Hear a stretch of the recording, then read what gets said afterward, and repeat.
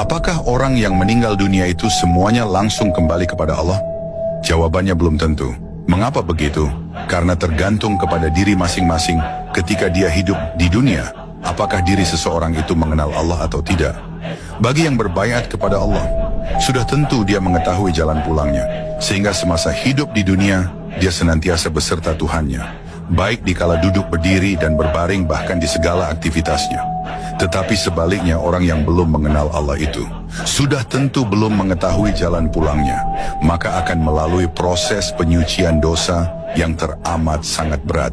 Karena semasa di dunia, dia tidak tahu cara menyucikan diri dari dosa.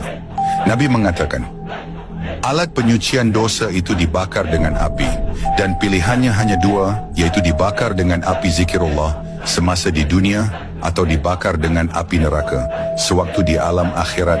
Pilihannya kembali kepada individu masing-masing.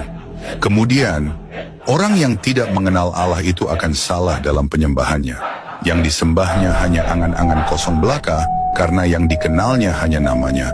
Tapi yang punya nama, Allah tersebut tidak dikenalinya. Sehingga terjadilah lain yang diperintah, lain pula yang dikerjakannya. Salah satu contohnya yaitu kata Tuhan, dirikanlah sholat untuk mengingat Allah. Tetapi yang terjadi di saat sholat, lain pula yang diingatnya. Sedangkan apapun yang diingat di saat sholat itu, itulah yang menjadi Tuhannya. Tanpa disadari dirinya telah menghadirkan berhala-berhala dalam ingatannya. Artinya di saat sholat tanpa disadari telah menyekutukan Allah. Jadi, orang yang meninggal dunia bisa langsung kembali kepada Allah itu, yaitu orang yang semasa hidup di dunia telah mengenal Allah, sehingga selalu mengekalkan hatinya kepada Allah sampai di akhir kalamnya. Orang yang semasa di dunia matanya buta, tidak melihat Allah, maka di akhirat nanti akan Allah jadikan matanya lebih buta lagi. Itulah janji Allah yang pasti berlaku. Inna lillahi wa inna lillahi rojiun itu untuk orang yang kenal kepada Allah dan senantiasa beserta Allah di saat berdiri, duduk, bahkan berbaring. Untuk mengenal Allah itu tentu harus belajar kepada seorang guru yang ahli di bidang tersebut, yaitu orang yang telah diberi amanah dari Tuhan untuk mengajarkannya. Di dalam Al-Quran telah Tuhan sebutkan, dia adalah waliyam mursyida atau mursyid Allah.